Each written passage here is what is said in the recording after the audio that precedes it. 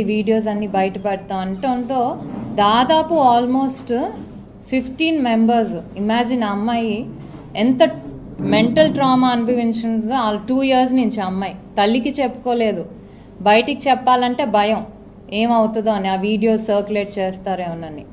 So ఇదంతా జరుగుతుంటే తల్లికి ఎందుకో 2 years తర్వాత అనుమానం వచ్చి, అంటే బాడీలో చేంజెస్ వస్తాయి కదండి, ఎందుకు అనుమానం చేస్తే అప్పుడు ప్రెగ్నెన్సీ పాజిటివ్ అని తెలిస్తే దాన్ని మనం అప్పుడు ఆ విషయం ఏదైతే ఇన్వాల్వ్ అయి ఉన్నారో వాళ్ళకి తెలిసి ఆ తల్లి కూతుర్ని బంధించి ఒక రూమ్లో లాక్ చేస్తే చుట్టుపక్కల వెళ్ళి పోలీస్ స్టేషన్లో కంప్లైంట్ ఇచ్చారు. సో అది అలా బయటకు వచ్చిందనమాట.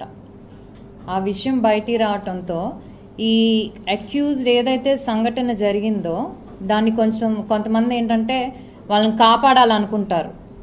సో అలా ఫస్ట్ ఏదైతే 15 అక్యూజ్డ్ ఉన్నారో దాంట్లో ఇప్పుడు కొత్తగా నిన్న ప్రకారం ఆల్మోస్ట్ ఇంకో 3 చేర్చారు. ఈ 3 హార్బరర్స్ అనమాట. అంటే ఆ క్రైమ్ జరిగిందని సపోర్ట్ చేస్తూ వాళ్ళకేమి శిక్ష పడకుండా ఏదో అది చేయాలని చూసిన వాళ్ళు. సో ప్రస్తుతానికి ఆల్రెడీ 16 మెంబర్స్ రిమాండ్కి వెళ్ళారు. ఇంకా 2 మిస్సింగ్. వాళ్ళ కోసం అయితే పోలీసులు వెతుకుతున్నారు. సో ఇంకా ముందు ఎంక్వైరీలో, బికాస్ 2 yearsలో ఇంత పెద్ద లాంగ్ టైం కాబట్టి ఎంతమంది ఇన్వాల్వ్ అయ్యారో కూడా డే బై డే ఇన్వెస్టిగేషన్లో బయటపడుతుంది అనమాట. ఏంటంటే కొన్ని పేపర్స్ ఏంటంటే అంటే ఇన్ఫర్మేషన్ లేకుండా ఏదో దీన్ని ఒక పార్టీ రిలేటెడ్గా చేయాలని ఈ మధ్య ఒక పేపర్లో చూసాం, దీని వెనుక వీళ్ళున్నారు అని చెప్పి.